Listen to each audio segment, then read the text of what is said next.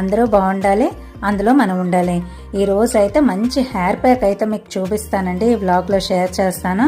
అలాగే పెసలతో ఉప్మా ఎలా తయారు చేసుకోవాలి అన్నది కూడా చూపిస్తాను. దీనికి ఏంటి కాంబినేషన్ అనుకుంటున్నారా? ఏం లేదండి, మనం హెయిర్ ప్యాక్ తయారు చేసుకున్నప్పుడు మనకి హెయిర్ పైకి రాసుకోవడంతో పాటు మన ఇంటేక్ కూడా సరిగ్గా తీసుకోవాలండి. అంటే ఆహారం సరిగ్గా తీసుకోవాలి. దానికి పెసలు బాగా ఉపయోగపడతాయండి. అందరూ కూడా పై నూనెలు రాసేసి మనకు జుట్టు ఊడిపోతుంది అలా అనుకుంటారు కదా. అలా కాకుండా ఆహారం డైట్ కూడా మనం ఎలా తీసుకోవాలి అన్నది వ్లాగ్ లో షేర్ చేస్తానండి. ఫస్ట్ అయితే ఇంకా పూజ చేసుకుందామని ఇంకా పూజ గదిలోకి అయితే ఇంక ఇలా వచ్చేసానండి.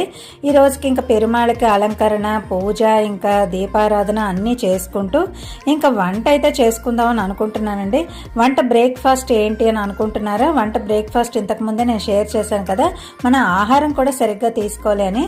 దానికోసం ఇవాళ పెసలతో అయితే ఉప్మా తయారు చేద్దాం అనుకుంటున్నాను. అంటే మేము పెసరను ఉప్మా అంటాము, తాలింపు రొట్టె